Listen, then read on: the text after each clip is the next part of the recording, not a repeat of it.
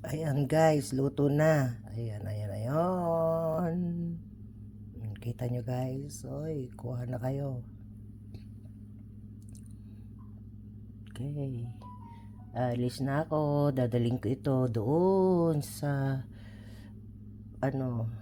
Thanksgiving kasi ngayon eh. Kaya ito ang dadaling ko. Ayan, ayan, ayan, ayan. Ito lang naman ang kaya kong gawin guys.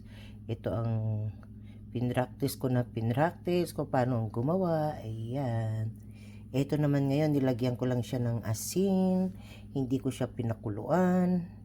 Kaya yan.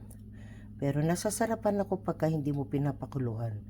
Kasi nakita ko na ang diferensya yung nakuluan siya bago mo iluto sa air fryer. Pero ito nilagyan ko lang ng asin. Ayan guys.